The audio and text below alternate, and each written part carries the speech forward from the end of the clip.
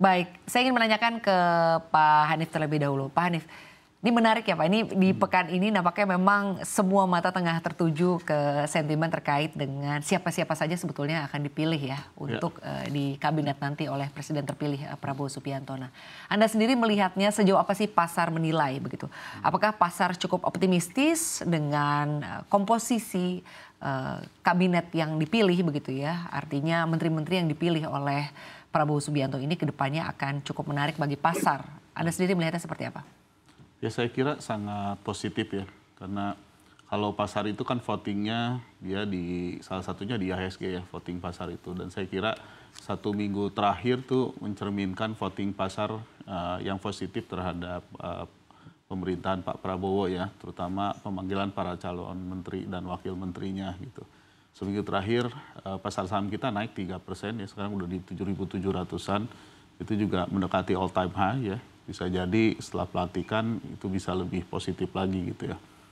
Nah, so far kita ngelihat terutama di yang paling vital tuh mungkin di Kementerian Keuangan ya.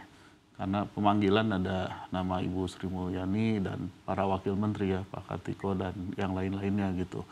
Jadi kelihatannya ini akan keberlanjutannya di sana mungkin ya, saya lihat ya gitu, yang paling kelihatan oleh market. Dan beberapa tokoh kunci saya kira di pemerintahan Pak Presiden Jokowi juga ada di yang dipanggil ya, seperti Pak Erick Thohir dan lain-lain. Saya kira begitu sih untuk singkatnya. Baik, jadi artinya dipanggil kembali begitu ya. Betul.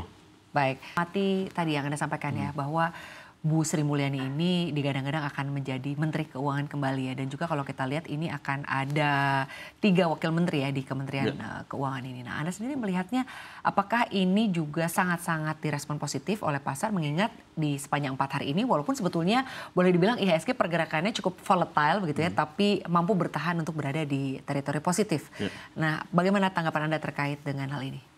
Ya, saya kira pelaku pasar itu kan melihat Pak Prabowo itu yang paling utama kan ingin mendorong pertumbuhan ekonomi 8% gitu. Dan mendorong pertumbuhan ekonomi 8% itu kan tentu akan didorong oleh ekspansi dari pengeluaran negara gitu. Itu yang dikhawatirkan defisit bisa sampai ke 6% ya pada saat itu ya. Namun saya melihat 2 hal ya. Pertama itu tadi Bu Sri Mulyani mungkin ya akan dipertahankan sebagai Menteri Keuangan beserta para wakil menterinya. Ini menambah confidence pasar bahwa secara anggaran tidak akan jebol gitu ya. Tidak akan jebol ke level di atas 3%. Dan saya sudah melihat juga RAPBN tahun 2025 itu memang defisit memang naik dari 2,2 ke 2,5 tapi dipertahankan di bawah 3%. Dan sepertinya yang akan menjadi penentuan kan sebenarnya alokasinya kan. Jadi alokasinya memang ada sedikit pergeseran prioritas ya. Yang turun tuh anggaran infrastruktur, yang naik yang lain-lain. Jadi tidak semua anggaran itu terpenuhi. Jadi saya kira kalau saya melihat seperti itu, sepertinya dengan kabinet yang tadi ya, yang gemoy itu tidak akan membuat jebol anggaran ya. Karena kita punya figur yang sangat disiplin dalam menjaga anggaran kita. Baik, terkait dengan kebijakan-kebijakan ya Pak, utamanya mungkin kebijakan fiskal. Bagaimana Anda melihat kebijakan fiskal yang selama ini begitu ya ditetapkan oleh pemerintah?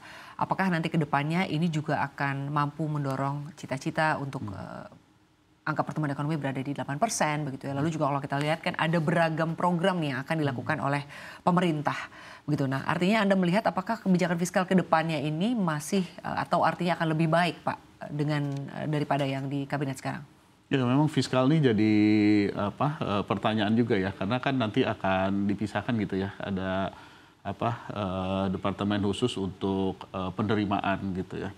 Nah, cuman kalau dari sisi dunia usaha ya, memang pajak itu something yang tanda kutip diharapkan jadi sebagai stimulus untuk pertumbuhan dunia usaha ya. Tadi diceritakan kan ada deindustrialisasi, lalu ada PHK dan yang lain-lain ya. Mungkin di sektor-sektor yang terkena dampak ini bisa diberikan keleluasaan fiskal juga.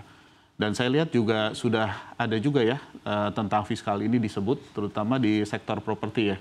Karena di sektor properti itu akan digadang-gadang ya, yang menaikkan pertumbuhan ekonomi ke angka 8% ya.